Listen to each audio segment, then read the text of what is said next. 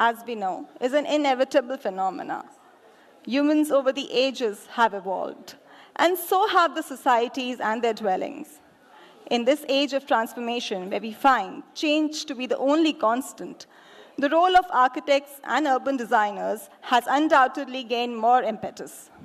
I'm Sneha Arora, your host for the session.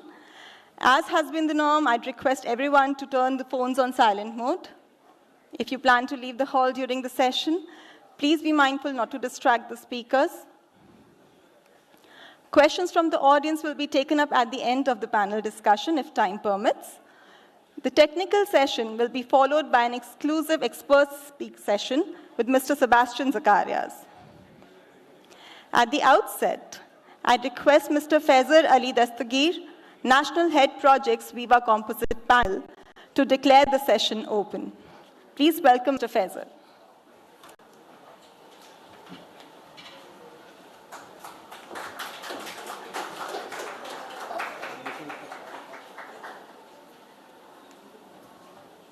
Good evening, ladies and gentlemen.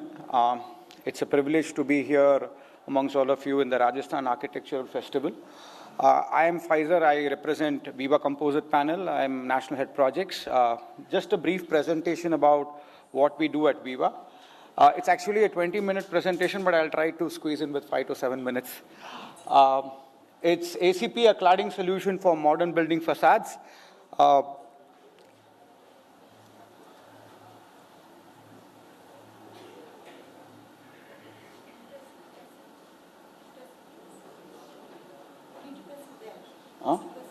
No, it's not moving.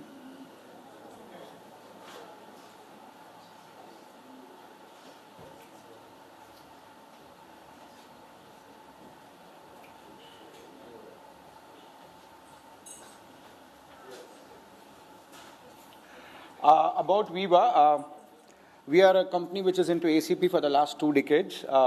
Basically, we started as an importer of ACP. Today, we are India's largest manufacturer of ACP. We make all kinds of aluminum composite panels. It's completely a Make in India company. We have a 7 million square meter per annum production capacity. So currently, that has been scaled up to around 35,000 square meter per day. We make 10 years to 30-year warranty product for exterior applications. The biggest strength of VIVA is we have 500 customer service points throughout India, which is dealer distribution networks, as well as our own company warehouses. So it makes it easy for all of you to access our products and services. We make a fire retardant grade, 3 classes, Class B, A2, and A2+. If you visit our stalls, my team would be very happy to explain in detail what those are. We have 7 state-of-art production lines, which is our biggest asset. We have 2 coating lines, and we have 5 lamination lines. So all the products that come into the market come completely manufactured in our plant. This is a brief history of ACP. ACP basically evolved in the year 1969, and in the 1980s, it started becoming an architectural product. In 1990s, it's when it picked up as a product which was vividly used. It's gone through its own evolution. Basically, it started at solid metallic colors. And today we see we've come a long way. If you come to our stall, we can see natural stone finishes, cotton steel inspired finishes, metallum finishes. So ACP has traveled a long way in its journey of evolution. That's resulted in the emergence of new shades and textures, basically to keep the product very interesting. Otherwise, overuse of any material makes it obsolete. So we always have this endeavor that we keep bringing out new shades and textures, understanding it from you, from the architect fraternity, what would you like to see on your facade as a material in ACP. So that's the endeavor we are all constantly doing. So this is a few of our series. This is our natural stone series. This is our metal abstract series, cotton steel inspired. This is our new metallum series, again, new textures and shades, never been seen in ACP before. This is a part which I would skip right now, just touch upon it in a very small way, basically, so that when you come to a stall, you can look it into detail. ACP had its own challenges in terms of fire being a threat to ACP because it was contributing to fire. So as manufacturers worldwide, we had to take this step to make ACP more safer. and which has now become a foolproof thing. We've got ACP that is safe, that is fire retardant, basically by adding the hydroxide, the mineral core into the core of the ACP, so that makes it fire retardant. So we have different classes of ACP. One is called the class B, which is a 70% mineral core product. We have A2, that is a 90% mineral core product. These are experiments that were conducted in a lab. I'm not able to show you due to time constraint. There's a very important thing I would like to highlight before I go further, is that there is a difference between testing a product and certifying a product. Our products are certified. That means the factory is under audit from a third-party agency. The audit continues till the validity of the certification. So the agencies are basically third-party international agencies that validate the standard. So this is very important when you come to a product. So testing basically means I make a good sample and send it and get it tested, but certification is random. So this ensures that I just don't claim that I am a fire retardant manufacturer, ACP manufacturer, but I'm validated by an international standard. The standards are mentioned there, NFPA 285 EN 13501. So I request you all to please visit our stall, and my team would be happy to give you more details on it. So these are a few of our certifications. I would now like to just skip very quickly to where it is all made. This is our plant in Gujarat, 2.5 hours from Mumbai. It's a state-of-the-art plant where we have a very important part is this paint mixing unit. So all the shades that you see in our range is basically formulated in-house. So we have representatives from paint manufacturers who work tandemly with us to bring out these new shades and textures. We have 2 color coating lines. This is very important. We coat all our coils up to 5 feet and above we can coat in India. We have 5 lamination lines that make different FR class products. So we've been a part of a lot of national projects of significance and also international projects. We supply to Middle Eastern countries, countries in Africa. So I would request all of you to drop into our stall and then have a word with us and get to know further more details about it. So we basically aim at not just being a manufacturer, but also a partner with you who can give you solutions, just not sell the product. That's the main aim of our company, that we be a part of your project and be a partner to your project rather than just being a manufacturer and selling the product. Thanks for the opportunity. Looking forward to see you all. Thank you so much.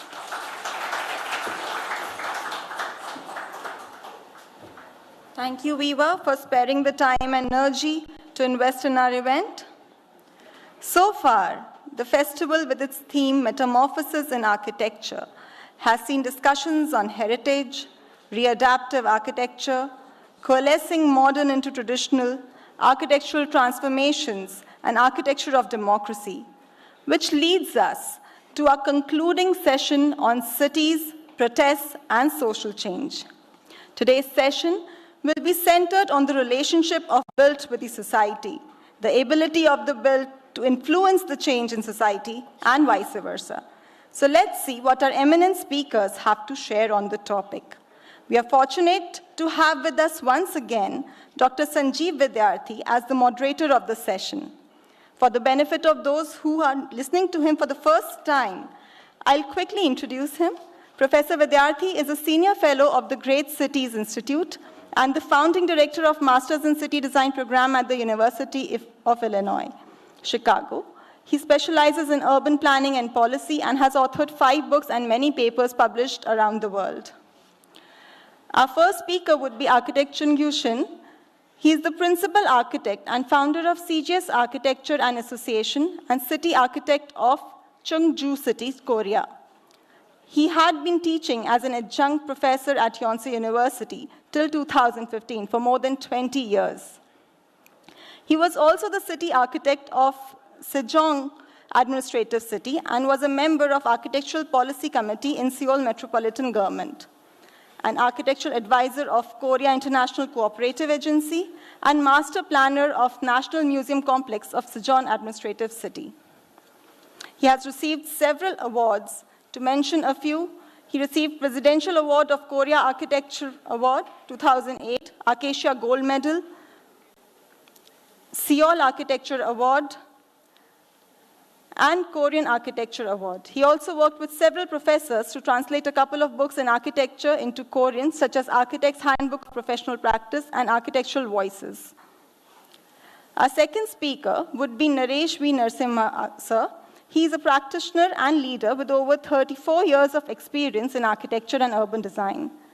He is best known for his association with Venkataramanan Associates, an award-winning architecture firm based out of Bangalore, which saw a meteoric rise under his leadership. In addition to his architectural practice, his contribution to urban development as an urbanist and creative entrepreneur has been far-reaching. As co-founder of Bangalore Agenda Task Force, co-founder of MOD Foundation, an international collective of urban designers and researchers and curators, and chairman of Link Innovations, an innovation and learning hub rooted in the Indo-French startup ecosystem, Mr. Naresh has fueled a variety of progressive causes in the city. He also regularly advises government agencies on infrastructure development. He studied architecture at Manipal Institute of Technology, followed by continuing education at Harvard Institute for International Development. His interests range from politics, governance, and communication strategies to cinema, art, and popular culture. Next, we'll have architect Rahul Kadri.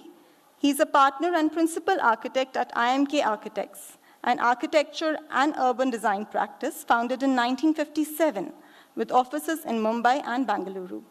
He spent his formative years amidst lush landscapes, exploring the forests of Kumaon Himalayas while studying at Sherwood College, Nainital. This early relationship with nature infused within him a deep passion to create buildings and spaces in harmony with its natural context. In 1990s, with Kadri at its helm, IMK Architects transformed to focus its practice on social consciousness and urban ecological sensitivity.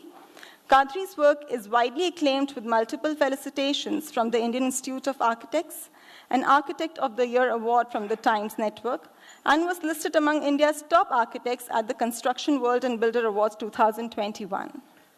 Most recently, IMK Architects was honored as the supreme winner, as well as the winner of the Public Building Exterior category at the 2021 Surface Design Awards, London.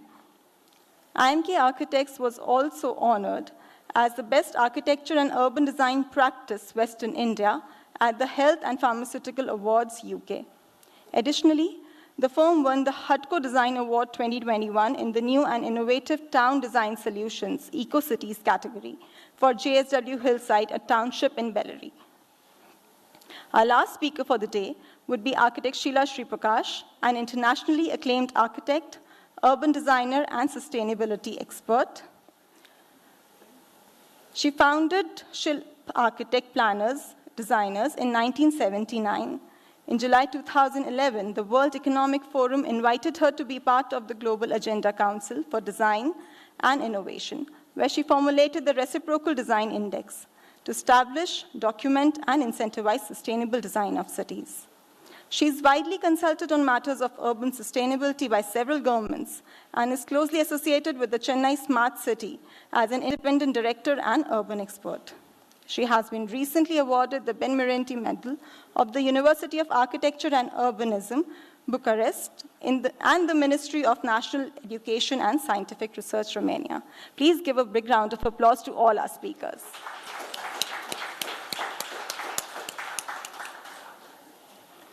As we're aware that time is of critical essence, so I'd request all the participants to please observe a time limit, and please don't mind if I ring the bell. Thank you, sir. Requesting Sanjeev, sir, to please take over the proceedings.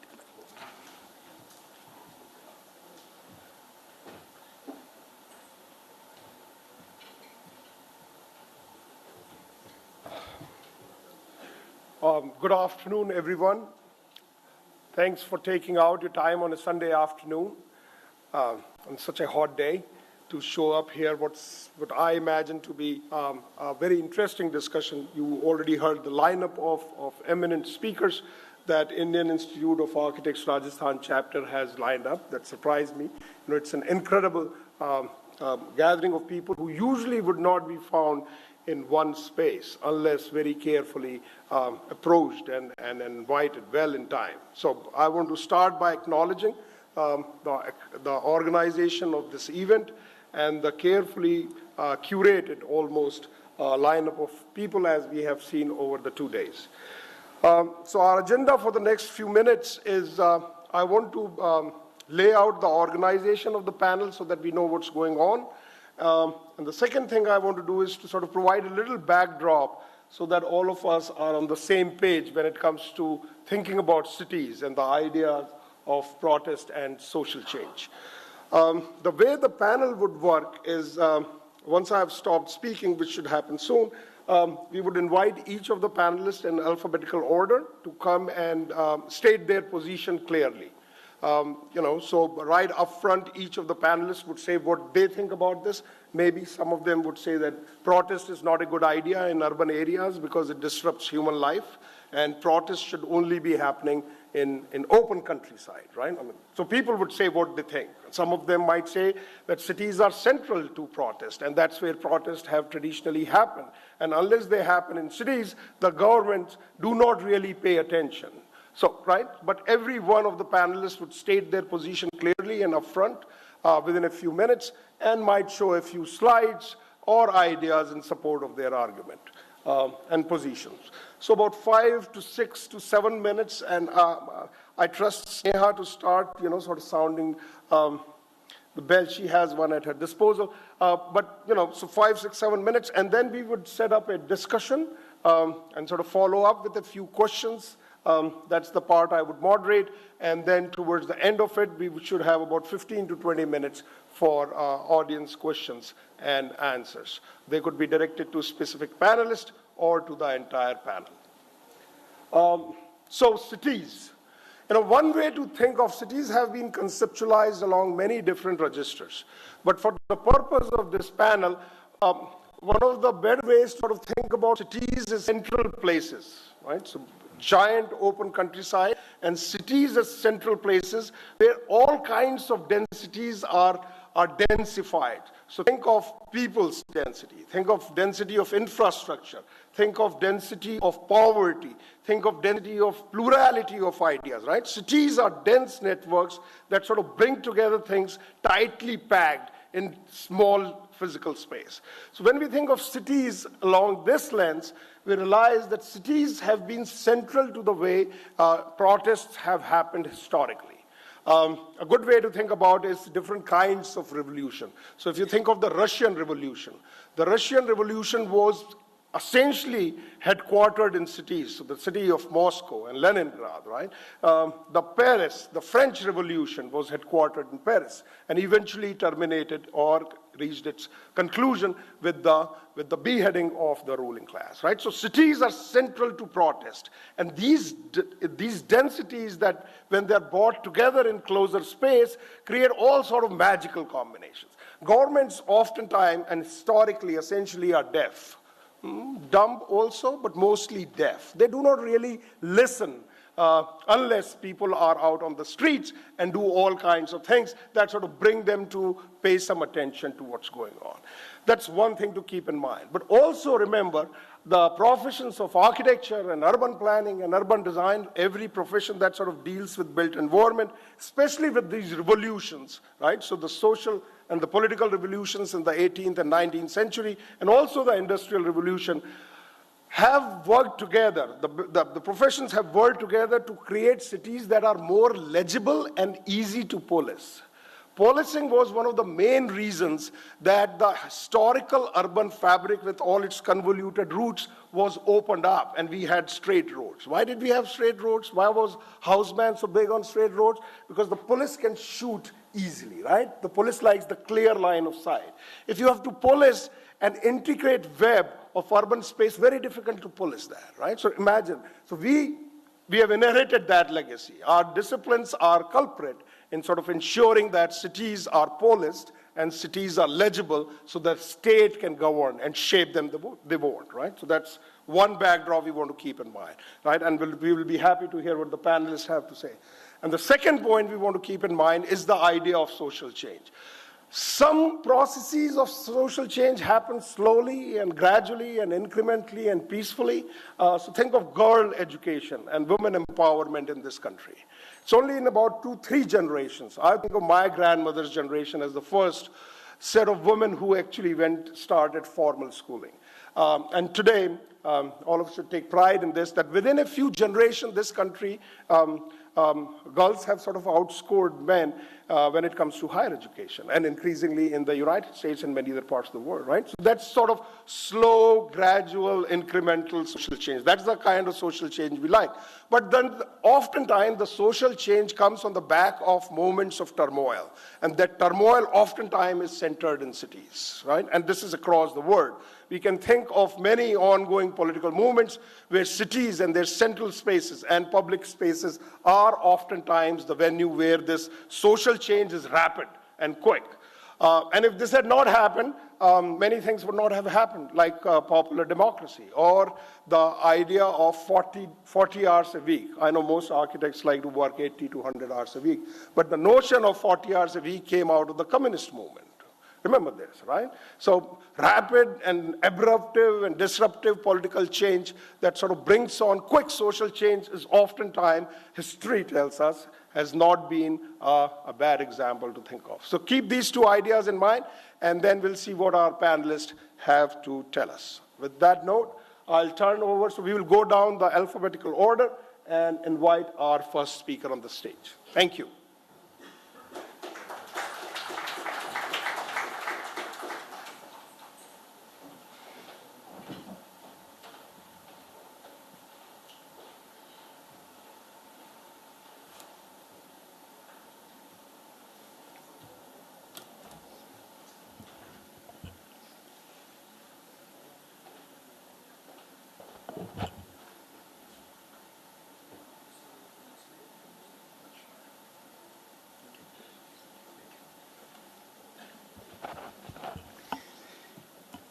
Good afternoon, everybody. This is very sleepy time for you guys. I hope I can make you awake, but I'm not sure I can do that. Given only 5 to 7 minutes, I'm not sure I can make a presentation. And I supposed to have, 10 minutes, but moderator cut down to 7 minutes. I will do my best. This is my honor and privilege to be invited to Rajasthan Architect Festival. With so many distinguished speakers, I experienced very excellent presentation yesterday and this morning, and I am enjoying.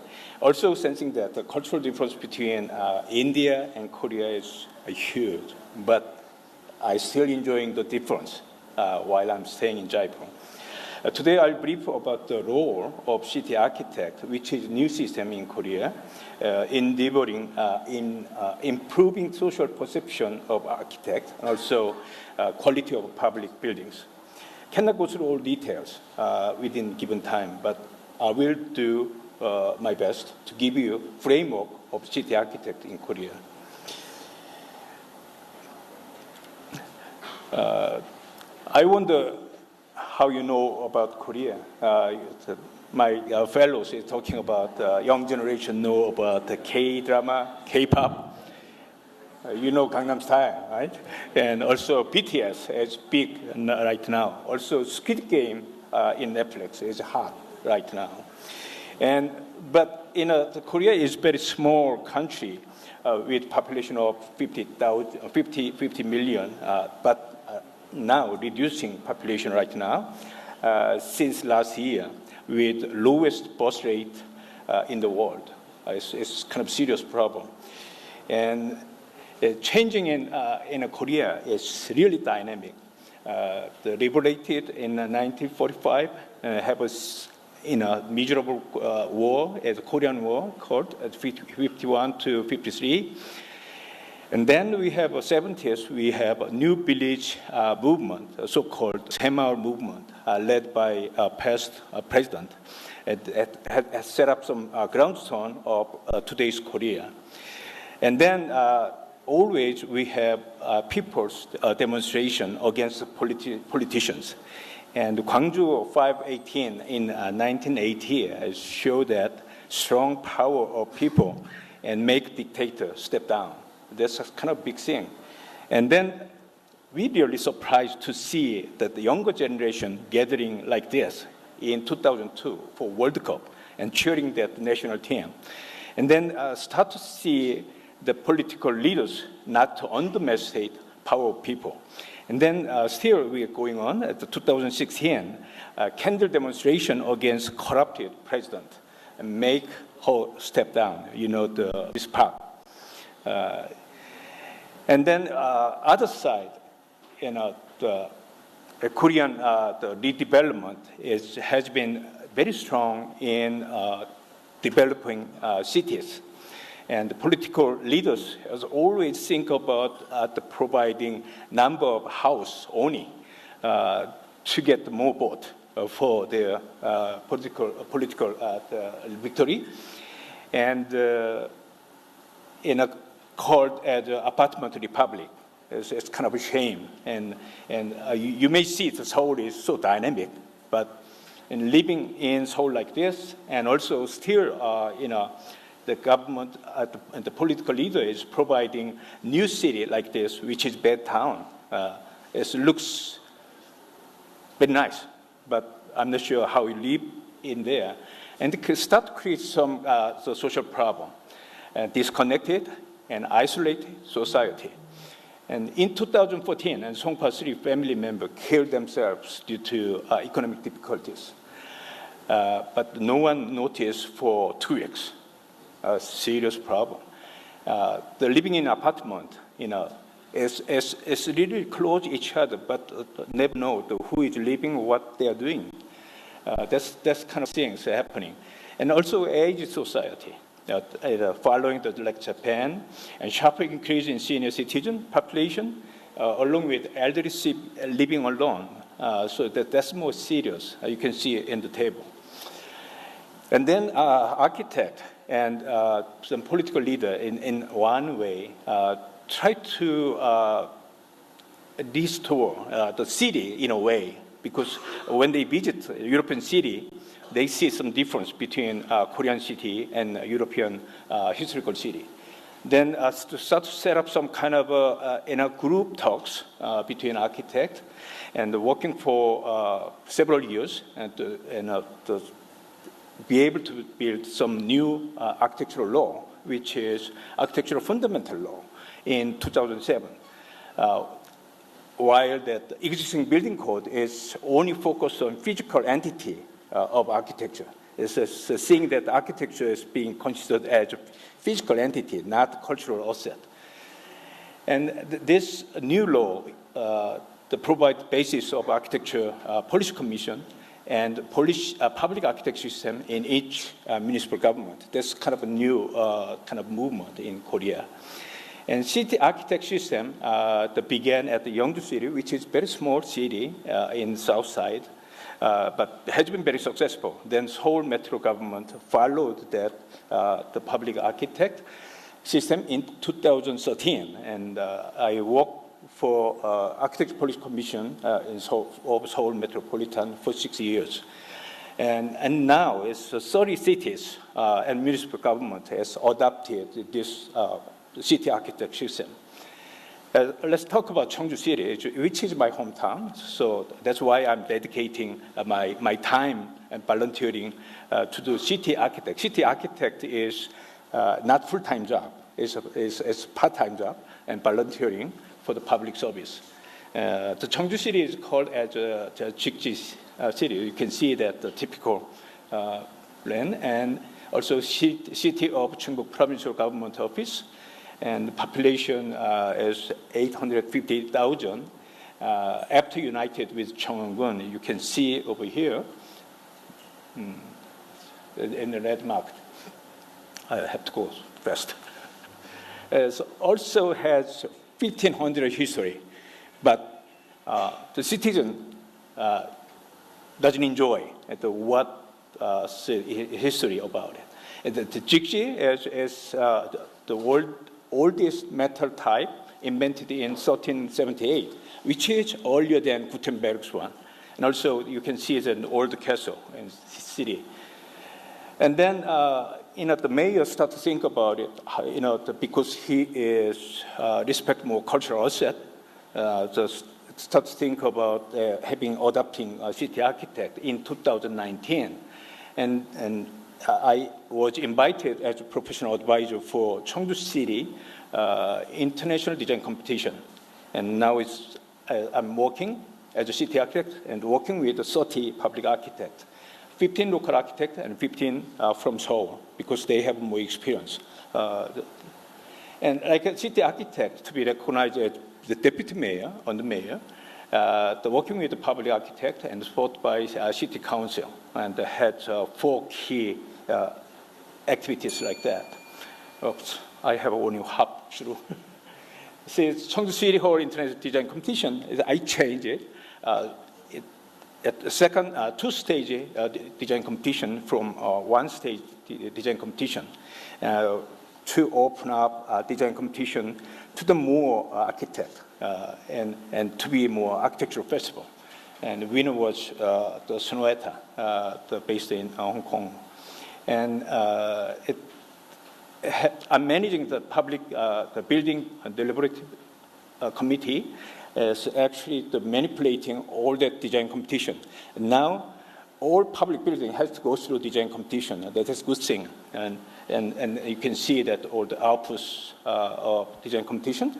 I've been able to manage about more than 20 design competition for all the public, small and big, the projects. Also, the Public Architect Steering Committee, working with a public architect, is doing all matters in public building the delivery system. Also, managing spatial environmental strategic plan, which coordinate with the urban plan. And actually, as an architect, I look at more detail in three-dimensional space. I'm not sure that we have urban planner here, but seems to me like a city planning is based on two-dimensional basis. And as an architect, we look at more three-dimensional space and to look at some potential public projects from those recessed area of Cheongju City. So actually, I'm looking at some downtown area for the phase 1, and the second phase 2 is combining for original city centers. And also, I'm providing some 3D image and the small model of the city and to open up to citizens. The citizen come to the city hall and see what's going on their own city. Doing a lot of the apartment development is going on right now. And also through that the spatial environmental strategic plan, set up some specific the project, potential project for the future in short term, like 20 around it. And then also working with the public architect, and I talk about like a local architect. I have to strengthen their ability to design. So I also put more interest for their community. So I'm asking them to generate a public interest map, which want to create 10-minute community. So it's communities gathering to make a better connected society. And also, this is examples they are generating. And also, I'm as a city architect, I try to, excavate some potential public project, very small project. I'm not really focusing on the bigger project because and everybody notice bigger projects is important, but smaller public buildings is next to you is more important, like a community center or children's care center, senior facilities are very close to citizens, which are more important to have better quality. So I'm working around it whenever I have time, and then dig out some potential projects. And the first project I did for the Central Park of Cheongju, the Central Park is a historical park, but elderly people at the gathering there and gambling and drinking, and so the younger generation cannot go there and enjoy. That's a problem. So I suggest to mayor to have a very small project. One is toilet remodeling project done by Seoul public architect. And very nicely is working with the historical asset behind it, and also student design competition for the pavilion. So we select like a three the student team and make pavilion, let them make pavilion and stay about 2 months. So the citizens come in and enjoy. This is the last one. Let me finish it. So the agency, the architect, it's trying to work with the resident, and also at the top, working with mayor and also policy makers, and also in the middle, so working with the public architect. Want to make a 10-minute community like this, and as this is whole map, as all white is a community center. We have 424 community center. Probably this is about 320 community center. It's like a star in the sky. You can imagine that star is connected in our mind, right? So it's changing our city from mega city to meta city, which is better connected. That's what we are doing it. Okay, thank you very much.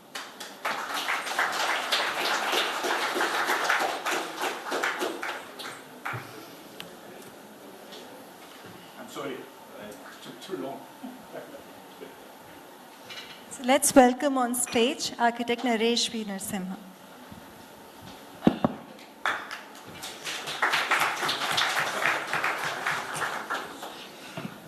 Can we get the presentation on, please?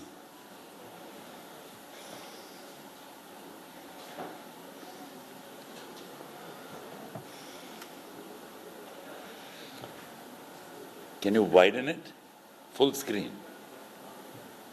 Okay, I'm sorry, everything is going to look slightly crunched. Okay.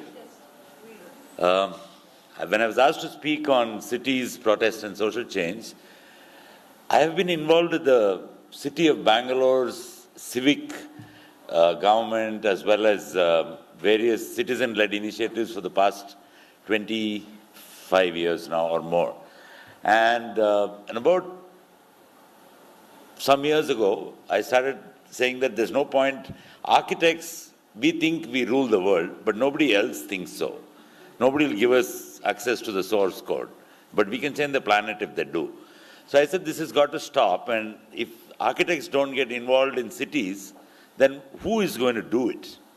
So I want you to just walk all of you through a short presentation on the history of, cities have always been the crucible of protest movements and of social change.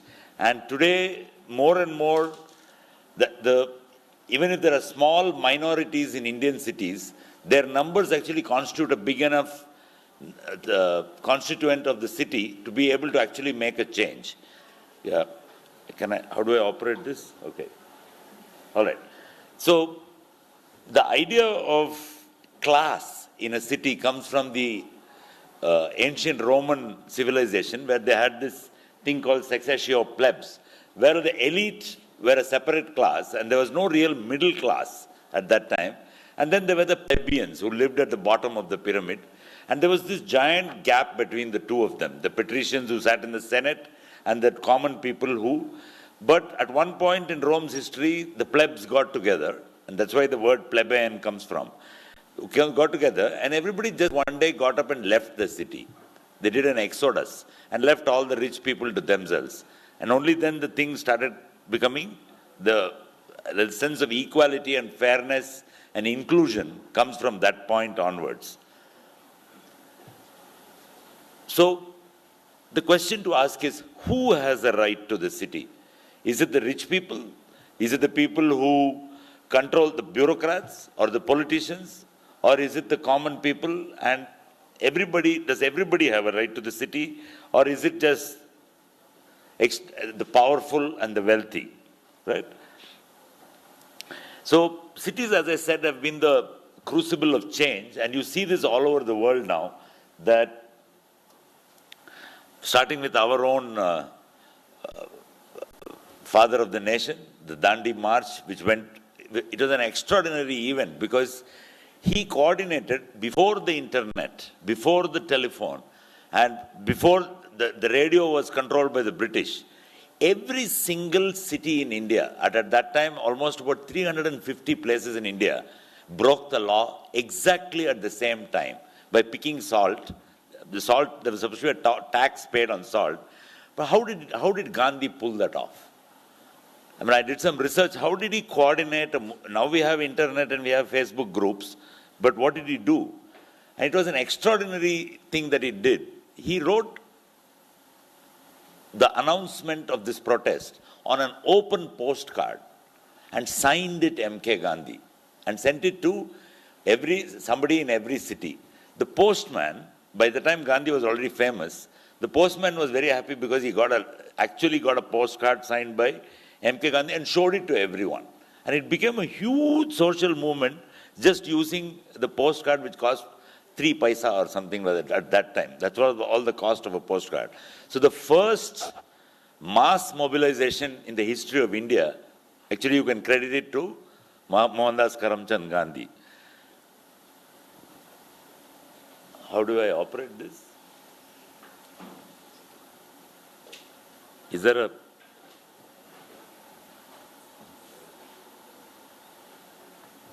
Maybe switch it on and off or something.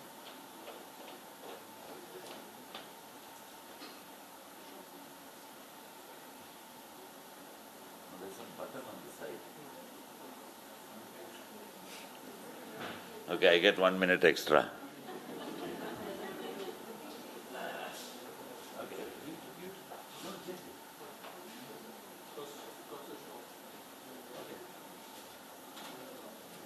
No, it's not working.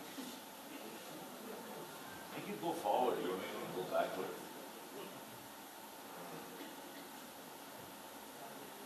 Do you have another one?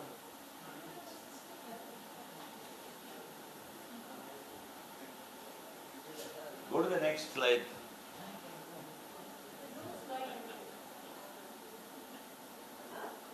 You mean there are 3? Can I repair this? Can somebody else talk? I can come back.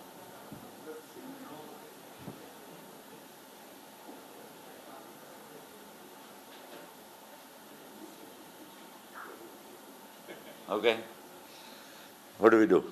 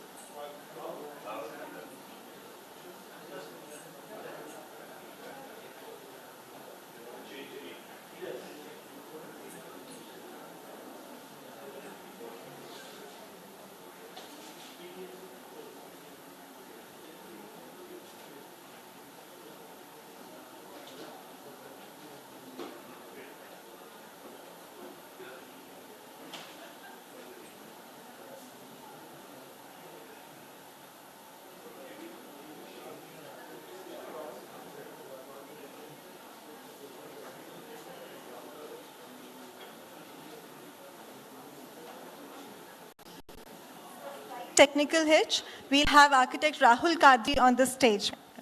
Please, sir.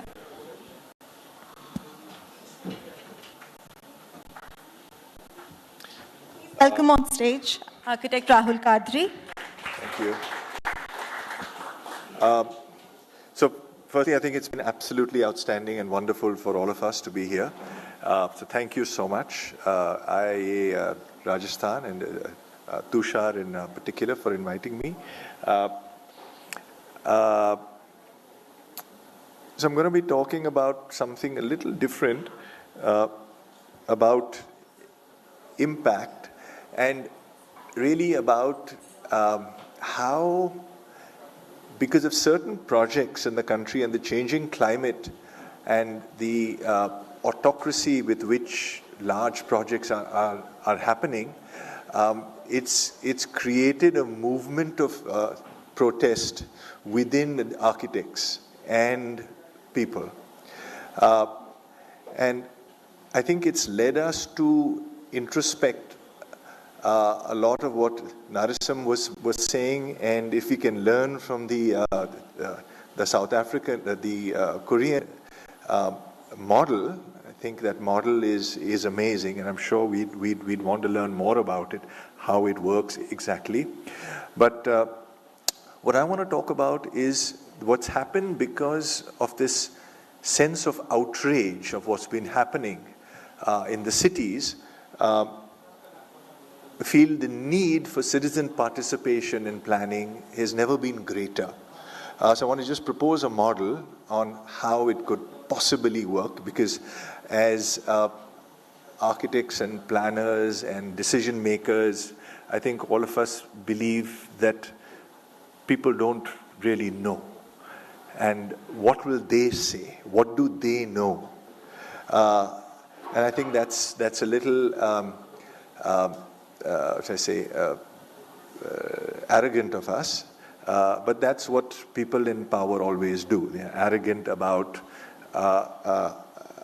that they have the knowledge and nobody else does. And democracy is about that. It's about the decision-making percolating down.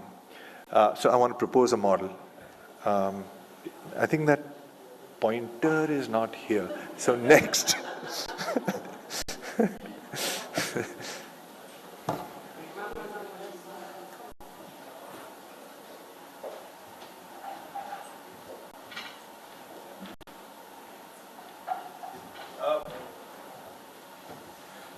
So I think these are some of the projects that have created the outrage. Ahmedabad has one, Delhi has one, Mumbai has one, and these are projects that have really created an outrage in all of us and brought us together in protest. So I feel citizens' participation as a democratic planning process really would strengthen our social fabric. I think it could be an experiment, if in nothing else, in having us talk to each other. In modern cities, the way they're configured and planned and the way our lives are, we don't know our neighbors. We don't talk to our neighbors. In Mumbai in particular, there's people living in high-rises and people living in slums, cheek by jowl, but they don't talk to each other at all. It's always them. On either side, it's them. And we villainize each other. So besides building the city, dealing with accessibility issues, I think community spaces and creating a sense of shared identity would be a byproduct of this. Sorry. Am I going forwards, backwards? So we've spoken about these iconic projects have really brought us together in protest. So I've kind of thought through what could be the steps for citizen participation. So step one would be workshops with citizens to articulate what they actually want. Because, people living in a neighborhood actually know what they need. There's no planner who can presume what people need in the neighborhood. No matter how intelligent you are, no matter how good your system for gathering data is, you will never know as much as the people living there. So actually talking to citizens, finding out what they really want. And if few of these projects, even one project can happen in a year, you can imagine in 20 years, 20 projects can happen. So real, true improvement on the ground can happen based on what people really want. And at least in Bombay, we know that the municipal corporation just wastes money. You'll see some new railing coming up, and then next year they'll rip it open, and then another new railing will come. It's like, what is this money being spent on? And I'm sure this is the same all over. So citizen workshops, prioritize the projects. Once they're prioritized, because you can't do everything, we don't have money for everything, so we prioritize them based on, okay, this year, this is the most important thing we will do.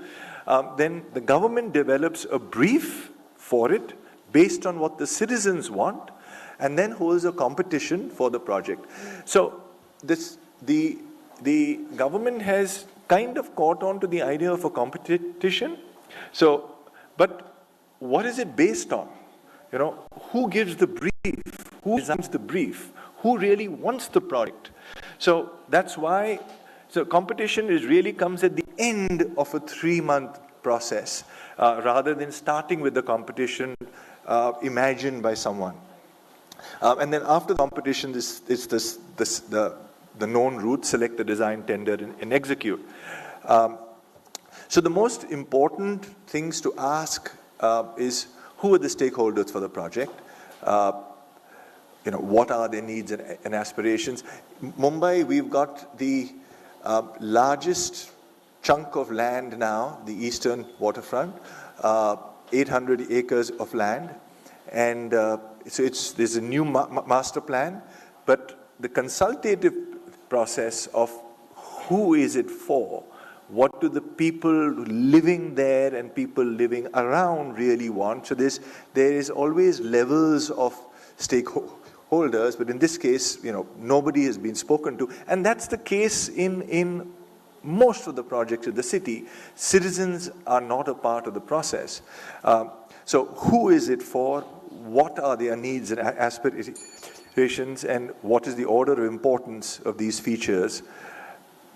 So identification of the stakeholders would be, you know, people already living there, people living in the adjacent areas, and probably the rest of the city, depending on the scale of the project. You'd have to identify who the stakeholders are. And if we could have the Korean model, where there is a city architect or even an architect of the ward initiating the project, I think that could be an added thing. So, you know, a ward in Mumbai is rather large. So I thought it should be broken up into neighborhoods of 5-minute walk. I mean, they spoke about 10-minute walk, but 5-minute walk neighborhoods. And those neighborhoods kind of meet, develop their ideas, see what needs to be done within the neighborhood, and propose things. There could be a process. So we in our office use Scrum a lot. So all stakeholders meet, they brainstorm on what their highest aspirations are. After you brainstorm, you focus on what the highest aspirations are. So use the 80-20 principle. 20% of the features give you 80% of the value. So you want to identify which are the improvements you want to do that's going to have the maximum benefit. You're going to get the maximum happiness for the neighborhood. So the utilitarian principle. And then review as you go. So you can have a master list made for a decade, and then maybe after a year or two, you review it. Are we doing what we still need, or have things changed? And then you have a feedback mechanisms. So citizens briefing meetings initially to start with, you know, some of this is written into our codes. Is that the second or the third? 2 minutes left, 1 minute left? No time left? Okay. So then you have the competition, right? And then it happens. Next thing, sorry, I'm just going to very quickly touch upon this, is 50% of people in Mumbai live in slums. And it's really the density. And in India, a population of 70 million people live on the streets. That's more than South Korea. It's 51 million. So that entire country lives on the streets of India. So you know, that's the scale of the problem. Mumbai itself needs 10 million homes. The main problem really is density. Density in Mumbai, 20,000 people in the residential area, 1,21,000, and in a slum, it's three times that. We've so far been following the developer model, wherein there's a slum pocket, a developer comes in, promises free homes for people, subsidizes by selling, but a completely flawed model because it increases the density of the already dense slum by 3 times. and leads to, really everybody squeezed in, so the light and ventilation, etc., is much, much worse. And I think all of you all have seen what happens over here. And the other thing is that we need 3 million homes. And as per the current rate of 26 years, when the SRA scheme is going to take us more than 150 years to solve the problem. So clearly, this is not a method that's going to solve the problem. So what we're saying is that we need to have community-led development, all kinds of benefits, especially empowering women to participate in what kind of spaces they need. And we worked out the math on this. So it creates affordable homes. Families contribute. The government gives incentives only in terms of cheaper loans. And we've taken a live slum, which had 5,000 homes, and looked at how it could have been redeveloped. So this was an existing slum in Wadala, Mumbai. And we found that you don't have to build 30-story buildings. You could have buildings varying 6 to 12 floors with lots of courtyards, terraces, etc. And we worked out the math of it. And just to say it very short, when you work out the math of it, where each household gets a loan and contributes 5,000 a month for 30 years, this project can happen, and you actually can create a surplus. We sell 10% of these homes, and these are also affordable homes. This is not homes then for the rich, it's for the same class of people. Sell those also at a highly subsidized rate. Even then, this is a very profitable project, so, and you can create a surplus. So this is just the math saying that. That's it. Thank you.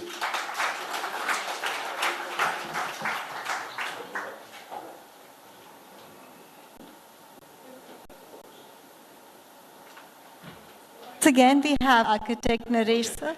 Fingers crossed. It's working. I hope so. All right. So let me just flip through the first 3 parts. Okay. I think we stopped here, right? Okay. My notes. I'm sorry.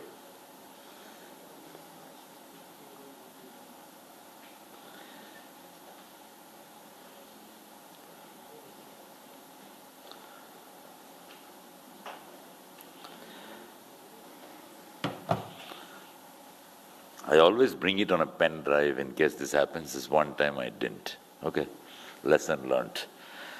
All right, so, yeah, so I was telling you how Gandhi used the clever example of using an open postcard with his signature to create a social movement. So it can be something as simple as that, but it's such a brilliant idea that changed India forever. And now recently you have seen this now happening at India Gate, whether it's to protest the brutal rape of a young girl or, maybe even pollution, or you see people, the idea that a public space and a visible public space is used for citizen protests has become more and more visible in India in the past few years. So the defining factor of a city, the density, its size, and the diversity of its population actually creates contention of the ownership of public space itself. Who has the right to the city? Correct? And you notice that this is happening not just in India, but all over the world. Many of you have seen the Occupy Wall Street, their protest against corporate greed, the 1% and 99% revolution, right? And you also see on the Gurgaon, in Gurgaon Expressway, people protesting against, people jamming a corridor to protest against fuel prices. And I come now to the example, what I am involved in. About 7 years ago, the government of Karnataka, you see, that's one, I hope, with no offense to any engineers here, but I feel that Indian cities are run by a cabal of transportation engineers, vested bureaucrats, and corrupt politicians, which is a tremendous nexus, which works with a contractor-led projects, and they keep putting flyovers and horrible public infrastructure, grey infrastructure, and destroying the city. All the beauty we do as architects, we want to make fantastic spaces. We've saw a lot of presentations in the last 2 days. Is completely ruined because in India, you can go and sit in a classy place and you could be anywhere in the world. And all you do is step out on the out of your compound onto the main road, and your foot goes straight into a ditch with running sewage in it. This happens outside a 5-star hotel. Why is it that we cannot make our outdoors as good as our indoors? Our indoors in India are now sometimes 11 on 10.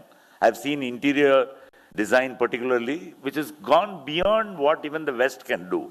But the outside is -10, right? Everywhere. And the problem is the government.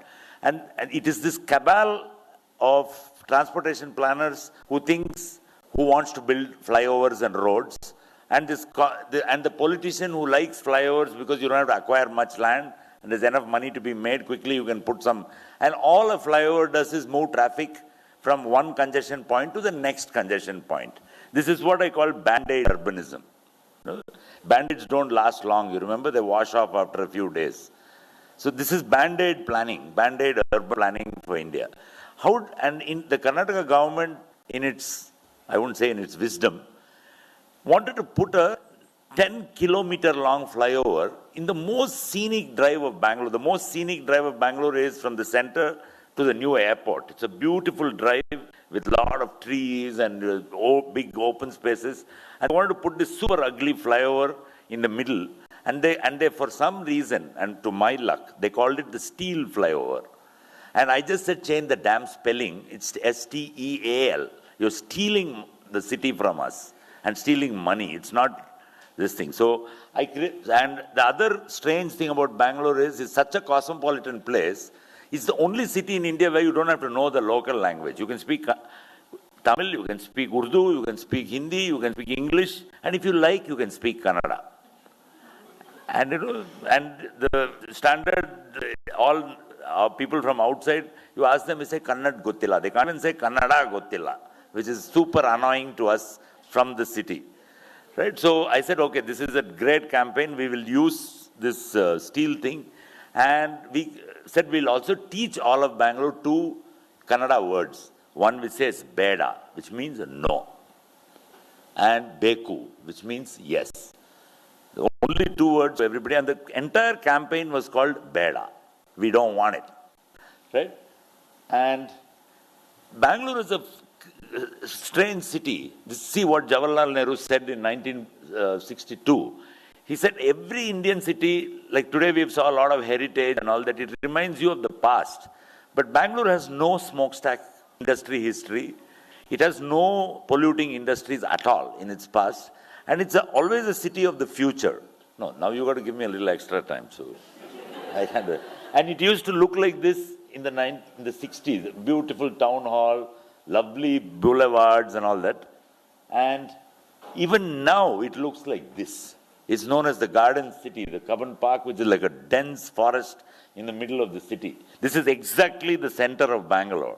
It's unbelievable, actually. Yeah, don't migrate there just because I said so, but okay.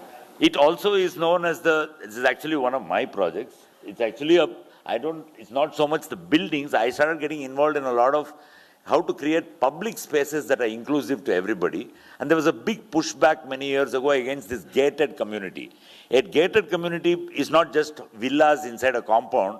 It's also an apartment building because you can't go in unless you have a piece there. And the whole idea of thoroughfares, connections between the city in India are completely cut because we don't allow, like for instance, many places in the US, like for instance, Harvard University in Boston, is on the streets of Boston. Anybody can be there. And the whole idea was to create an ungated space.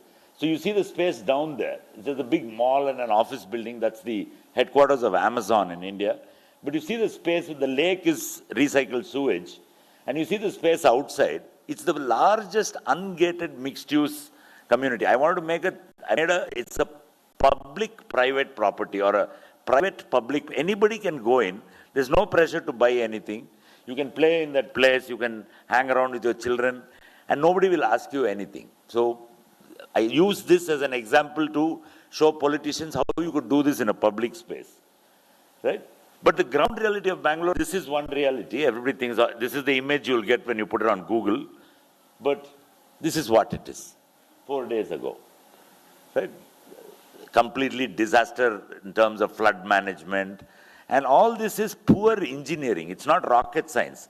We somehow can send a rocket to Mars, but we can't fix sewage. There's something wrong with us, right? And look at and people always blame it on, oh, we couldn't do anything. The population doubled within 10 years. Nobody can catch up with this. But I've been hearing this population increase story for the past 20 years. But nobody still does anything about it. So we also have, this was the great elevated corridor which was planned in Bangalore, cutting across the city 20 feet above the ground, 30 feet above the ground, and would have destroyed the fabric of the city and prioritized cars over people. There are only 10 lakh cars in Bangalore. There are 1.3 crore people in the city. And instead of putting money behind people, the government wants to work with the road lobby and the car lobby to increase individual transport rather than prioritizing public transit, right? So this was the news item in the newspaper, and it was announced, contract was awarded, not a single citizen consultation. So we all, about me and a group of friends, got together and started an organization called Citizens for Bangalore, CFB, and said, okay, let's try and see what we can do. And we also it was actually the first demonstration of the power of social media. For the first 2 weeks, nothing happened. We tried making a noise. Nobody would listen to us. And then one young person came and asked me, do you know what is Facebook Live? I never heard of it.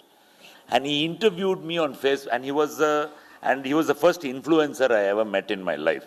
And he had 5,000 followers or something like that. So he interviewed me on Facebook Live on that location where the thing was going to start. By the time I went home, it was 10,000 likes. By the evening, it was 1 lakh.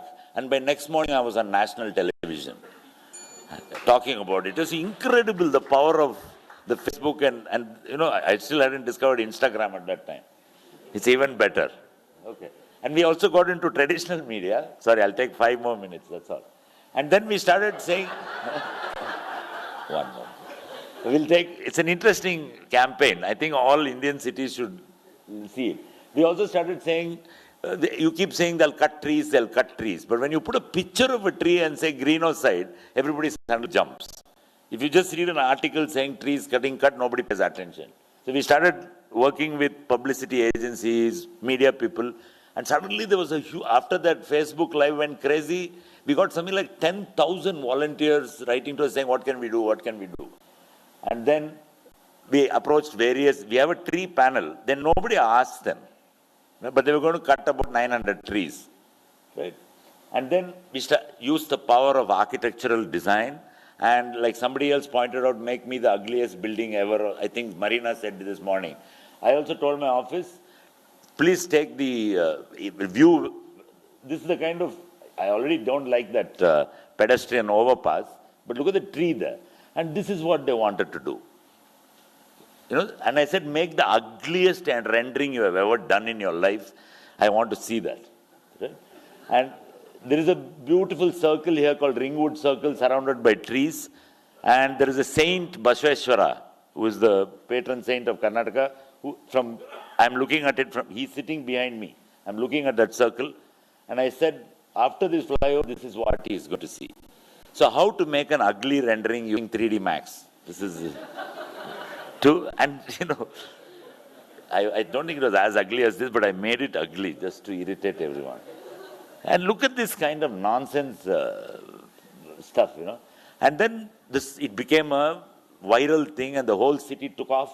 People started making their own 100 filmmakers made short films. People started making their own graphics.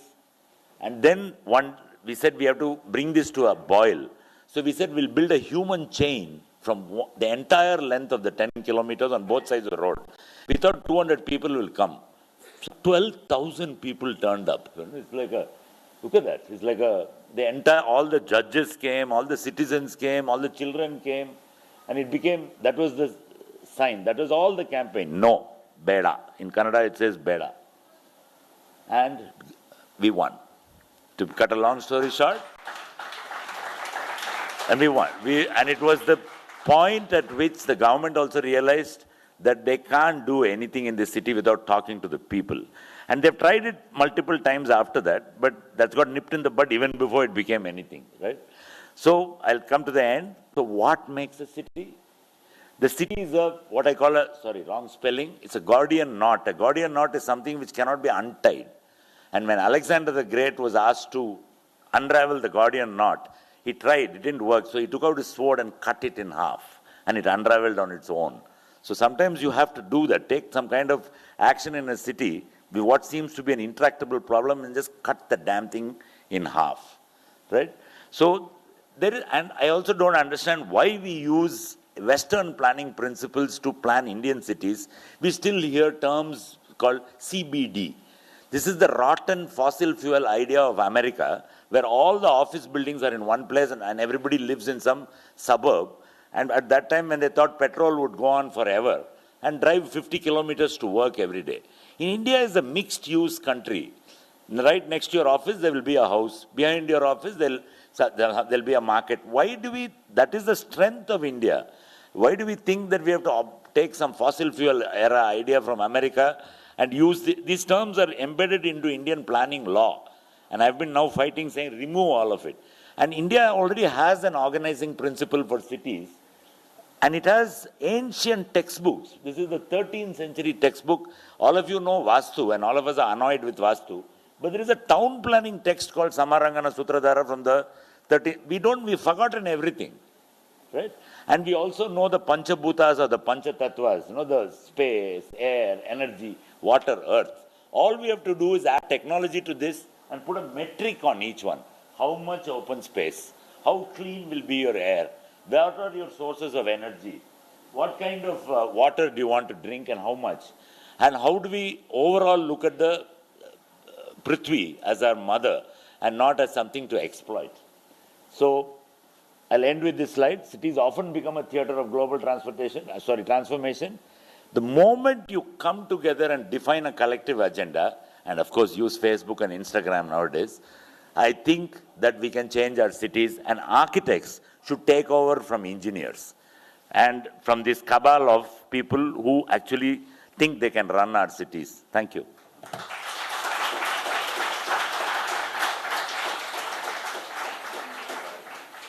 Sir, please may we welcome architect Sheila Shri Prakash on stage.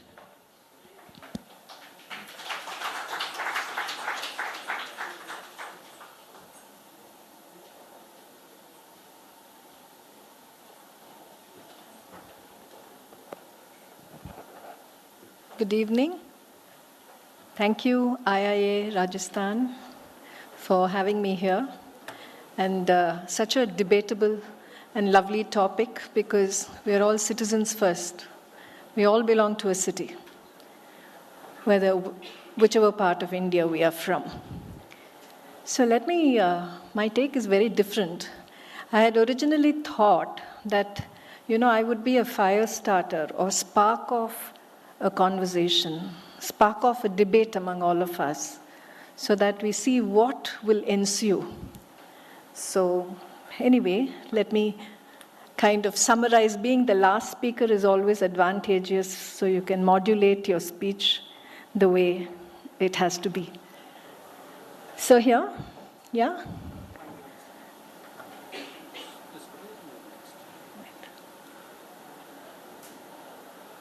Here goes. Okay, why did I put this on? This is the Mona Lisa. We all believe it's beautiful. Da Vinci's, great gem of creation. But I think that if the canvas was not there, Da Vinci wouldn't have been able to paint such a beautiful painting. So I believe that as architects, we are designers, within the macrocosmos, which has been given to us by providence, by nature. And here we are messing with it, meddling with it, sometimes resonating with it, but we create the canvas. So that's why I had that slide. So cities are really the canvases on which humanity can work and realize their potential and their purpose in life. So why did I have this slide? We all come from a country which is, ferociously loving about cricket. So we go mad with all our cricket matches. So if you just think back and see how these cricket matches happen, in some places I have heard our cricketers will do excellent work in Chepauk Stadium or in Eden Garden. Some other cricket ground is not so good. I think what makes the cricketers play and bring out their full potential and enjoy the game and win for the country is in fact the spectators there. So I think cities have citizens, and citizens are these spectators. And who are the players? Any guesses? The governance. Because I think all decisions are being taken by the government. So if the government has to perform well, citizens have to participate. Citizens have to be in a position to kind of, collaborate, to give positive suggestion. But what really happens is, since I have been trying to create this nexus between the government and the people, I find that there is always a certain distrust. The government distrusts the people distrust the government. So where is the question of working together? It is a very big challenge. Government wants to use public participation as a checkbox. And I think people range from being totally indifferent to what's happening to being, can I say, negative activists on the other spectrum, where they just want to stall a process for the sake of stalling a process, which is frustrating to the government. So being on the, when, I sit on this side and that side. So, when I sit on the smart city, I find that the bureaucrats are really, terrified about people. So how do we form these ecosystems which lead us to posterity, where we believe that cities are for citizens and the government is empowered to create the infrastructure for the citizens on the city canvas? So I think that is completely missing. So I come from Chennai. So let me just tell you the bane of Chennai right now. So this was the Buckingham Canal. We have two rivers. We depend on water by the rains, the water that comes off from the Western Ghats, which flows east, the remnants of whatever is taken by Bangalore and other cities. So, we depend on a lot of wetlands for, our groundwater storage. So this was the Buckingham Canal, which was a beautiful waterway connecting two rivers.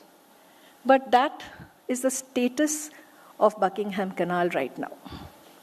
So who is to blame? Government? Yes, definitely. There's no enforcement, there's no cleanliness, there's no maintenance. People? Yes.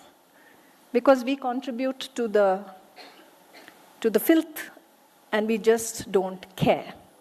And then we say there are mosquitoes, it's stinky, all kinds of things. So this is a building, the Higginbotham's building on Mount Road. And can you see the Higginbotham's building on Mount Road? Sorry. I've gone back now. How do I go back? Yeah. So there you can see the Higginbotham's building, and then you can see the crowd, and you can see how Mount Road has become an amorphous mass of concrete. No guidelines, buildings, vying with each other for supremacy, for aesthetic appeal, and it's absolute chaos. So who's responsible?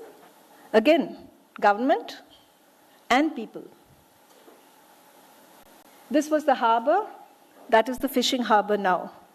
That is again because people have moved into Chennai, and the number of people from the villages, the exodus from the villages coming into the cities, is there in any city in search of a better livelihood? So that is what happens. This was the Pallikaranai marsh. We believe in wetlands, and it was a beautiful marshland, which is now full of garbage. So the government has started dumping all the garbage into that area. So this is our temple in Mylapore, which is a very sacred. One thing about all these cities I have noticed is that they were all small, beautiful villages. And these villages had very intrinsic strengths. See, Mylapore had the temple, had art around it, had their Kanjivaram saris, their coffee. Okay, you just imagine the way I'm saying it. It's a lovely, lovely place with music, performances, and simple life. Whereas the town area was commerce, was the harbor, was trade, and then we had Triplicane, and then we had Purusvakam, we had Adyar. So we had, these little villages, all separate and, thriving and throbbing with their own character. And then what happened? The city happened. So they were all brought together and made into one conglomerate with absolutely no. So we are not proud of our strengths. So as long as people are not proud or don't own their cities, how would you expect them to contribute to the city? More so because today you have people from other states and other countries coming in who hardly feel for the city. So if there isn't an ambience which is conducive to this feeling of ownership, you cannot collaborate or you cannot contribute positively. This is our beach, Marina Beach, and this is how it is. Licenses have been given for all these stalls, so there is a horse ride, there is, everybody, there are plastic chairs, there's plastic strewn all over the place. Fine, you need all that. But in what way? How should it be regulated? What is enforcement? In our government, in our departments, they have budgets for planning, but they don't have budgets or staff for enforcement. This is again the OMR. These are the kinds of buildings that come up. The housing at the back, and that's the TCS headquarters. Individually, lovely spaces, but together, chaos. This is on OMR, so we like to emulate Western countries and Western peers and are not bothered about our cardinal points. We want glassy, glitzy buildings. But our air conditioning should work, so you use reflective glass. So it's reflecting the whole street on the building. So not enough to have chaos on the road, you're having chaos on the vertical surface. Is that what the builder required? Is that what we need? So now, last two slides. So cities are continuously growing in size. Even for a site, an individual site, we do a bearing capacity, you do a capacity study. You say that this much density, this much is the infrastructure, this is the water available. For a city, what do? It grows endlessly. It grows along all the national highways.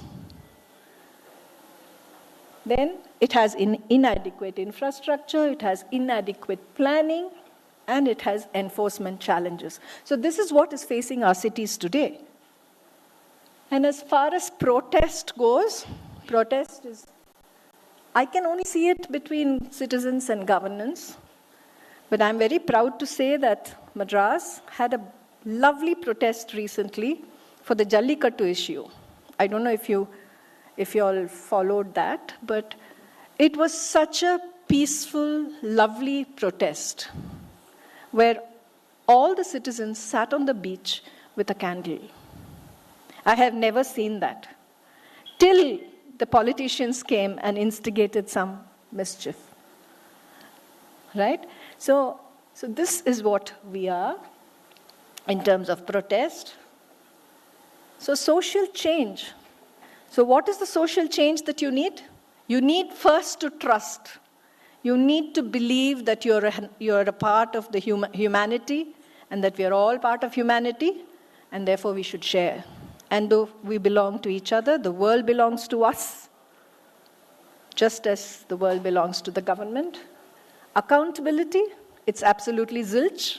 You stay in a place, you spit on the place, you dirty the place, and you get out. That cannot go on. Responsibility, yes, as a fraternity, I think we are really responsible. I may be idealizing it a bit much, but I think we are next to God because we create the ambience for people to survive and to realize their dreams. Ownership, sense of ownership is required. As Naresh, who said it, Rahul, I think, said that within a space, we take care of our space. The interiors are the best. But what happens just outside your gate? Nobody cares. So what is the sense? Where does this sense of ownership last? And how much can it be? And of course, collaboration. But all this can happen only if there is a certain size which is manageable. Beyond a particular size, it doesn't lead to collaboration. It only leads to chaos. Thanks. Thank you, ma'am. So with that, I call once again our speakers on the stage. Yes, sir. I'm going to take the first.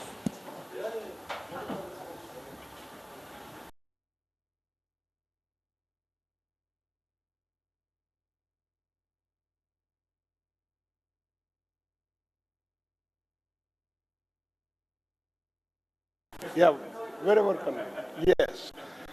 So, unfortunately, we're running out of time. It would not, each panel has its own dynamic. 4 wonderful set of papers, but we do not really have any time left for a discussion among ourselves. But what I can actually do is to take a couple questions. But before we do that, I want to summarize for the folks who came in late and the folks. We have till 5. No, we started 3:15. I kept a track. We can either share or we can just have, order a la carte. That's fine. It worked out great. So we had 4 excellent papers, sort of covering different geographies, different sizes of cities, and different kinds of issues. And the interesting bit was that, both social change and the kind of protests that have taken place were central to it. So Chun started by talking about role of public architects, which I thought was a very interesting idea, promoting progressive civic spaces. Naresh then turned our attention to architects leading civic activism. Kind of rare, architects sort of do many other things, but not really lead civic activism. So I thought that was a fantastic presentation describing how he himself sort of played that role. And then Rahul turned attention towards a model approach and steps for centering citizen participation in place-based civic improvement projects, and Sheila finally bought us home, bridging divides, promoting civic pride for making better places. So with that note, that sort of summarizes what the 4 papers did for us. I'm happy to take a couple of questions. All right. Reena. I would like to ask Rahul the question.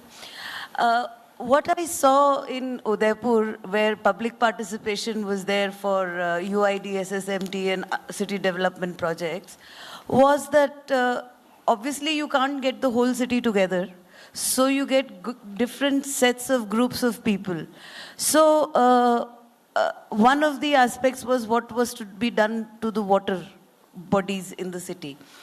And what I saw as part of my research was that the hotelier's livelihood depends on the lakes. The marble quarrying which happens, which destroys the catchment of the lake, their livelihood is dependent or... Let's get to the question, Reena. Yeah. So dhobis and fishermen, they're all different sets of people, but they have different political clout. And therefore, the participation process gets skewed. How do you rectify that? That is question number 1. And question number 2 is that until or unless there is a accountability that this person is responsible if this does not happen, and if it doesn't happen in so much time, then also the public participation process fails. So how do you think we should, kind of deal with that? Yeah, so I think that these kind of issues are definitely bound to come up and very real world. People have different aspirations. It's not working. Can you hear me? Yes? No? Yeah, so these are definitely very real world problems, and issues like this are definitely going to come up. So what I suggested is that, and the most important part of this is getting everybody in the same room at the same time. That's one. So that's the difficult part, getting everybody in the same room or in some forum together to get what everybody wants up on either some notice boards, or we use whiteboards, or just chart paper on the wall, where you don't filter anybody's aspiration. Whatever anybody wants, whatever features they want, gets put up. So once everybody feels heard, that my point of view is up there, that's when the democratic process comes in, wherein everybody doesn't get a vote, everybody gets to vote on how important that particular feature is. You go down the list of each of the features and everybody gives a number. So we've used the Fibonacci numbers 1, 2, 3, 5, 8, 13, 21, so that you're not just saying A, B, C or 1, 2, 3 what's important. You want to know what's hugely important and what's not so important. So when you go around the room and everybody gets a vote on a number, what do you think about this feature? What number would you give it based on public good, based on what's best for everyone? So we're hoping for an honesty in that sense. So you will often get the similar number but there are times when you'll get very varied numbers. Someone will say 34 and someone will say 3. So it's only when there's a big difference in the numbers is there a discussion. Why are you saying 34 and why are you saying 13? So you have that discussion there so that different points of view are heard and known. And then after the discussion is over, you have a revote to see if anybody has changed their mind. If it's still a contentious thing, then it's really put aside. That there's no consensus on this particular thing, so we will not be prioritizing this. So that's how I feel it could work, but it's still, I think it would be a process to discover what is the best way to make it happen. But I found this, so far, this to be the easiest, the most democratic way, so that nobody dominates the room. Someone who shouts the loudest doesn't tend to dominate the room, because everybody is getting one vote for that number. Thanks, Rahul. Yes. I'm Jiten Singh. I'll just see, most of our population is busy for their own livelihood. They are motivated, or they are instigated rather, to do some kind of protest. And there's a leader, and there's a cadre to bring in those number of people from A place, B place, or maybe 10 number places. So probably architects need to develop that kind of thing, so that we look after the cities and see that they develop in proper direction. We are not doing it, actually. We are confined to our own places and not doing much of it. Yes, please. Can I say something here? Actually, I run a foundation, and I have this enlistment of marshals. So, every locality, every road has a marshal. So, the marshal is the representative of people on that road. And he's a very unbiased, person who just passes on the information. So, you know how all these medical vaccine trials are also so skewed, because they do it only on a 25, a group of 25, group of 50.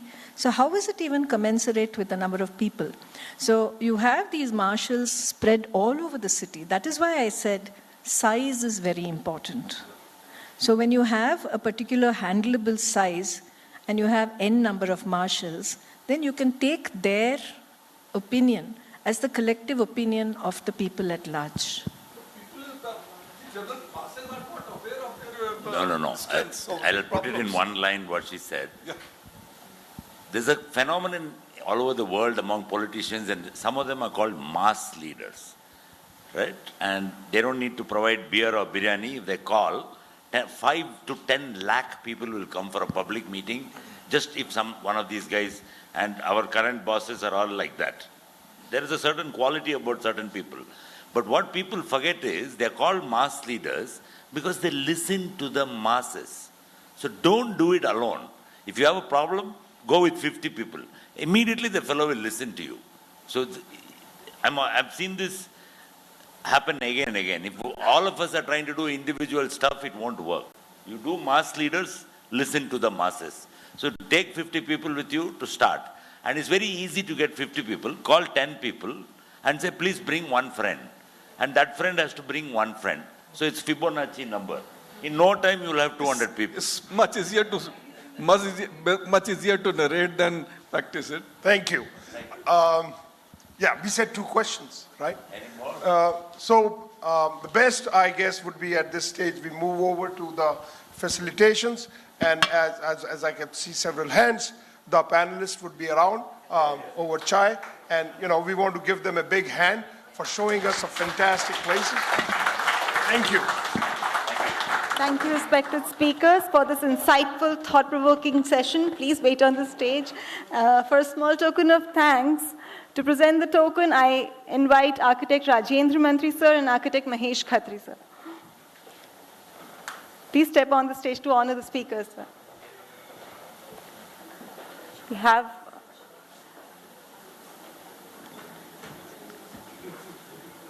We have Dr. Sanjeev Vidyarthi with us. Sir.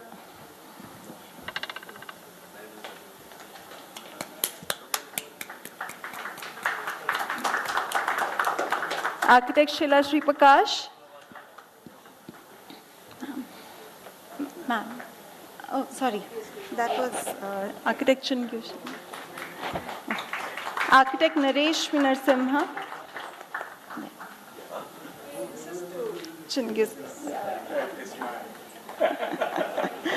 Architect Chun Shin. Please come on stage.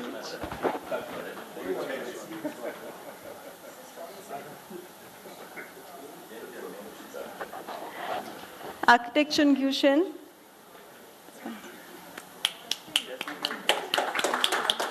Architect Rahul Kadri.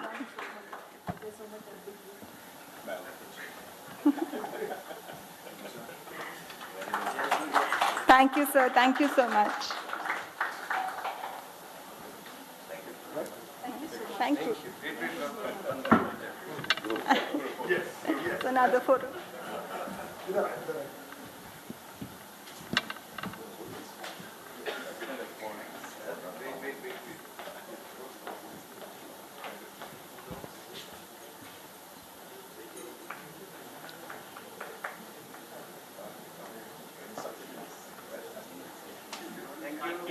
Thank you, speakers. It was a wonderful session. And now, as we proceed to begin the expert session, let's take a moment and call upon our sponsors, Mr. G.M. Godela from Godela Bath Collection. Please join me in inviting our sponsor for the event and for the kind generosity.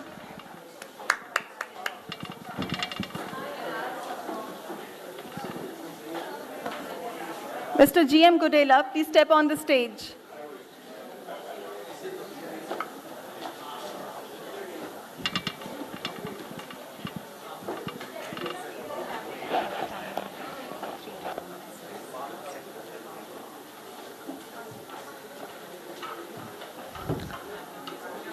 Hello नमस्ते, मैं Brijmohan Godela bath collection की तरफ से आप लोगों को हार्दिक और अभिनंदन करता हूं। आप सभी के सहयोग से गोडेला बाथ कलेक्शन ने 35 ईयर कंप्लीट कर लिए और आप लोगों के साथ इसी तरह से आगे बढ़ते रहा तो हम और आगे बढ़ेंगे। गोडेला bath collection road number 2 multiply scheme road पर स्थापित है। गोडेला बाथ कलेक्शन 20+ ब्रांड्स में काम करती है, जैसे गोडेला जगवार, हिंदवेयर, पॉसेट और सैनिटरी, क्यूटॉन स्टाइल्स और रूफ एडेसिव। मैं आई और आप सभी यहाँ विराजमान आर्किटेक्ट्स को हार्दिक और धन्यवाद। मैं आशा करता हूँ आप लोगों का हमारे साथ यूं ही सहयोग बना रहेगा। आप सभी हमारी स्टॉल गोडेला बाथ कलेक्शन की स्टॉल नंबर है 55, 56, 57 पर जरूर पधारें। धन्यवाद।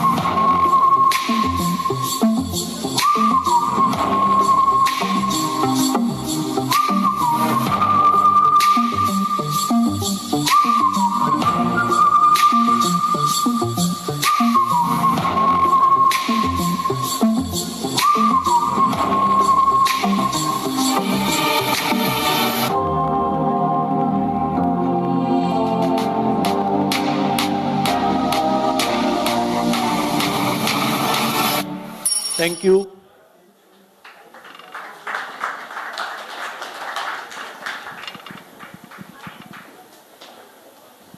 Thank you, sir. So as we know, a picture speaks 1,000 words. Who would understand that better than us architects? So today, we have with us Mr. Sebastian Zachariah, a well-known architectural photographer and founder of PHX India. Leveraging an innate talent rather than honing an acquired skill, Sebastian Zachariah began his professional journey as a photographer about 20 years ago. He debuted as a freelancer for interior design magazines and quickly progressed to being a specialist working with architects and interior designers across the country. He photographed myriad projects ranging from apartments, bungalows, and farmhouses to offices, retail establishments, airports, and factories. His work has been widely published by interior design magazines, with stories making it to the cover with impressive regularity. Sebastian is also the founding president of the Society of Interior and Architectural Photographers, India. Let's welcome him with a big round of applause.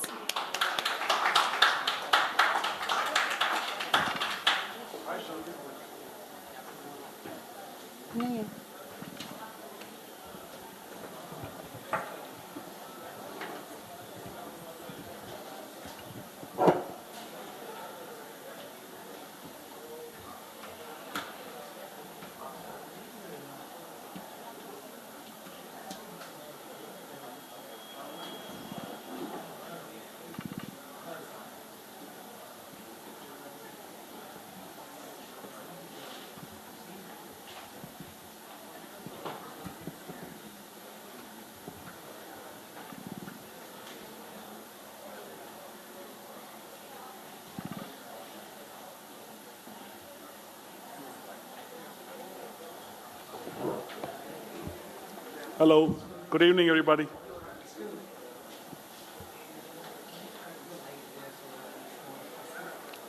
That was a good technical point.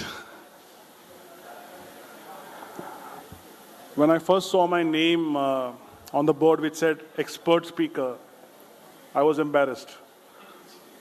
Looking at the crowd that I'm with and the panelists, I think they should have got more time than I got to talk about this. But all said and done, it's my luck, and I'm going to take the day forward. I'm a photographer, and I'm also the founder of my little firm, which basically deals with architectural photography. We've got into multiple things, but as we go forward, I will explain some of this. What is heritage? Was the first question that I needed to find. Dictionary says it is inheritance. It is what we have got from our forefathers from the past. Are we proud of it? Then we will maintain the heritage. If we are not, we will redevelop it. Now, looking back at our country, looking back at the way it is spread out, our heritage is vast, it's immense, and it is something that we really cannot count upon. Let's take the presentation forward. The question was from heritage, moving on from heritage to modern. I like the idea. It is something that every generation should do and will do, irrespective of what others say. But my question in this particular presentation is, have we gone too far? Have we moved so far ahead that we are not able to look back and see anything? There are some quotes that I've put in there, and I believe they are true. Art in India is not a luxury because it's a way of life for many. It's a belief system, a celebration, and it's also something that empowers us. Because when we travel around the world, it is our art, our culture, our heritage that differentiates us from everybody else. And I think we should be very proud of it. Let's look back. What is it that we got in inheritance? I'm standing in a place in Rajasthan, which I think is the show poster boy for heritage and culture. So let's look at some of the images. This is what we conjure up in our minds when we look at the architectural past. We look at grandeur, we look at some really beautiful pictures. And most of them happen to be luxury and high-end. Religious places, definitely yes, have also the luxury of power to make heritage hold. But we have timeless history, which we go back and dig into, we will find that we belong to these spaces, we belong to this place. Some of them national symbols of our pride. So what did we really see? We saw power structures, we saw palaces, we saw money, wealth, we saw luxurious places, we saw some traditional spaces, but a lot of the heritage that is kind of put out there as heritage is all the show of opulence and grandeur. And in between all that, we definitely see something very unique, something that is not seen anywhere else. We see rich and vibrant culture. I mean, you can go back to the south, to Madurai, to Kerala, to every other place, and you will see something really amazing. That is detailed workmanship which was there. Now, I'm speaking to architects, and I would like to address that more seriously, is the question of workmanship. So we had these. This is what our heritage is. There was a lot of local materials used. Containers did not come from China and Turkey. We had to use a lot of local materials. And yes, there were master craftsmen who did amazing stuff. They came to India maybe from the Mughal, Persian areas. They came from wherever they learned. They passed on their craft. There were all these people who created this intrinsic, beautiful things. Rajasthan still holds some of it, but a lot of our country has lost it. What authority do I have to speak about this today? And how do I really relate to this? Let me tell you a little bit about what we do. Much of what she has already said. This is a firm that deals with photography, videography. We also do a bit of new age idea called styling, which is missing in our industry. And post-production, it happens to be because all of these things require this work. So there are different brands or different identities under which we operate. Now, all these identities are doing something very interesting. It's a bunch of people. There are 20 people in the team right now. And then average of about 30 to 40 assignments in a month, okay? And we are visiting 21 sites every month. And that's about 250 sites a year. Really is a number to really worry about. So if there is a trend, if there is something that's going on in this country, we tend to notice it. Because as photographers, we not only see, we observe, but we also tend to notice what's the trend going on. We can spot one imported sofa here, and we can spot it in 10 different pictures within the same month. So we know that's doing really well. And this is our 22nd year. So that's a lot of site visits, a lot of pictures taken, and a lot of understanding of what's going on. So let's look at what we shoot lately. These are some of the pictures I put together to just give an idea of what's going on currently.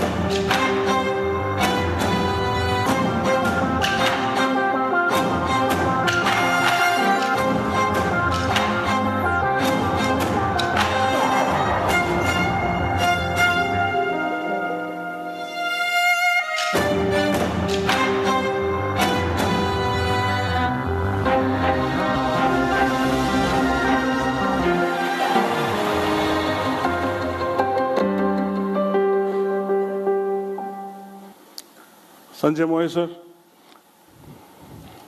thank you for letting me walk into some of those sites. So in those pictures, where was India? They all seem to be pictures which are placeless. If I shuffle these pictures and put them together, you wouldn't know which city it comes from. You don't know who the people are, because what you saw was beautiful aesthetics, but pretty much Western. And that is what we shoot almost every other day. Very rarely do we find a site which speaks about the people who live in it. Very rarely do we find a site which speaks about the location or the place from where it is born. Very rarely about our heritage. So, Where is our heritage has been the question that I asked over the last 2 weeks from the time I got the invitation to talk. And it was quite difficult to go through a picture after picture that we have shot to put together a presentation that has Indian heritage written all over it. It was all about Italian, Chinese, Turkish, Portuguese, Spanish. So have we gone too far? Have we really forgotten where we came from? So let's look at what we have as a part of our heritage. It's always that makes us unique is where we come from. It's our past. So I will not go about dwelling on a lot of these things, but for the tribal community, there is no distinction. This is part of our own Indian diaspora. They live art. It's integrated into their daily life. Everything they do seems to be like very artistic and good. And this is said by an artist called Subodh Kelkar. Everybody knows him. I'm not going to spend my time explaining all this art. This is all there. Many of them are going to be extinct over a period of time. And this is from across the country. There is textile, there is wall art, there is craftsmanship.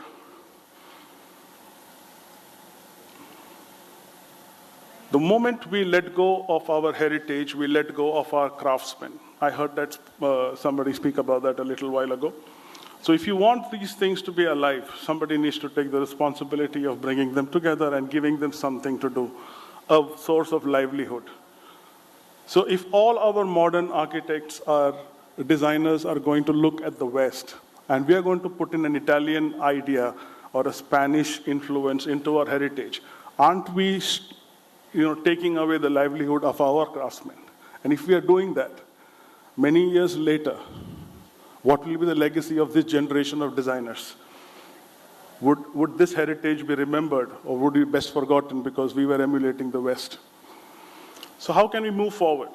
There are a few things that I thought of, and I think we should all try and make this a part. It could be any type of design. It could be anything. You can incorporate at least one traditional art form. It could be a handle. It could be a window detail. It could be a fabric on the bed. It could be anything. And I've seen this in some of our projects that we shot where, Surat block printed saris were used as curtains, and they looked far superior than some of the lacy sheer curtains that people have purchased at much higher prices. So I think it's a lack of idea or lack of research or lack of interest to look at something which is local, available to us at a better price, that we are not incorporating them into our projects. We have to redefine Indian motifs. So when we have a lotus motif and somebody does a nice simple cutout of it, looks almost origami, but it's still a lotus. It is a modern age lotus. And you put that on. Here's Krishna and Radha on a bicycle. These are ideas that can be modern, that can be new, that can be young. And you could still take it forward because it still holds back to our heritage. No matter which vendor or dealer you buy from, at least add one Indian element. Now, a lot of homes in Gujarat have this jula. This jula becomes a part of our heritage. You go to a Gujarati house and there is a jula, there is a swing. And it is such a nice thing. It's quite encouraging to go and see that jula, and I always end up trying to shoot it. And some of them are very modern looking julas, but it's still a jula, and it's there in a household. It represents the family. Soft furnishings is a bigger play because when you do architectural design, I've spoken to some of them, they say it's very difficult to now incorporate Indianness into it. But yes, you can incorporate furnishings which are Indian. You could just get a designer to design something which is, more modern. This is a very modern, almost a brutal structure which has exposed concrete, but adding a few statues. None of the furniture can be Indian, but you still make it a part of our culture and heritage.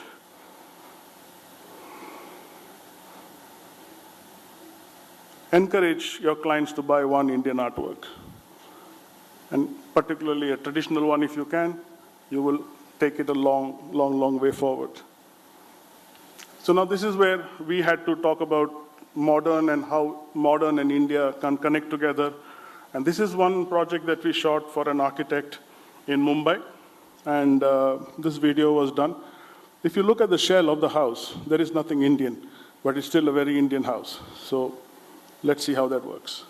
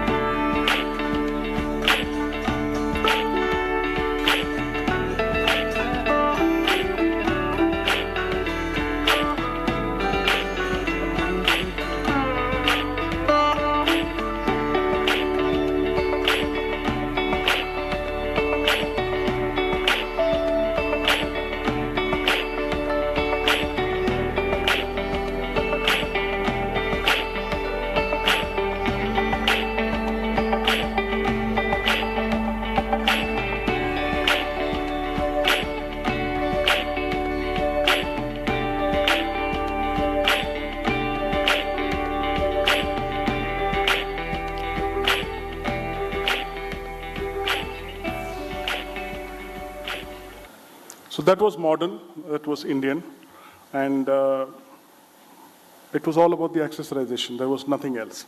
So I think we can still continue a part of our heritage, even if we do not introduce Indian-looking South Indian columns or, intricate, detailed carvings on the wall. We can still make it look Indian. We can still represent a place. We can still talk about a history. So this is one of the points that I mentioned earlier also. So when we look at heritage and we look at the past that has given us the heritage, we are going to become a heritage at some point in time in the future. So what are we leaving behind? What work are you doing that is going to be worthy of an appreciation in the next generation? When you do things alone, yeah, it's great. Your legacy will live on. But when you do small things with what is already your heritage will continue to belong there after you've gone. So the point here is about collectively participating and doing something to maintain our pride and our heritage, vis-a-vis doing something independently alone, which is very great, brilliant, all the best, but a little contribution, bringing your heritage forward would go a long way. And one last thing. Let's look at some of the modern Indian homes that we managed to collect together as pictures, where we saw some Indianness in it. It was like quite a few, but I think it's interesting to watch. And to all the proponents who are following Indian design and style and bringing heritage into it, thank you very much. Because after seeing so many Italian sofas, I wish more sites with Indianness in it.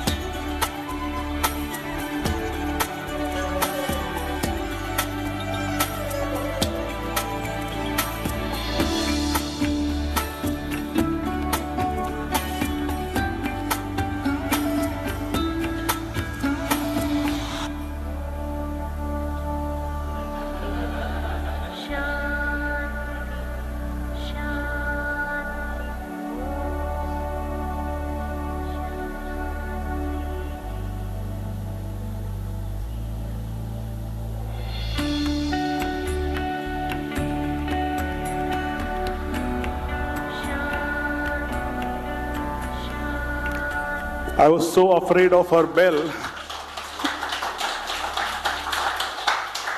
Thank you. Thank you very much.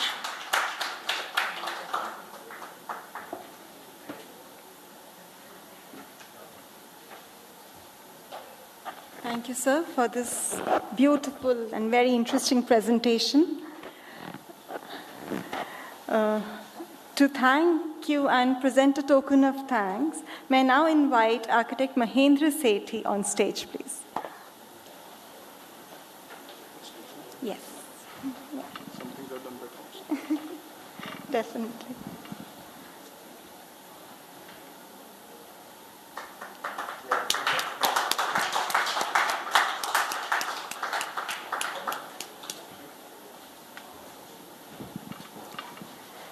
And that brings us to the final moment of the enlightening 3-day event. Hope you all had a wonderful time. Please join us for the high tea, followed by valedictory function and gala dinner tonight. See you all. Thank you.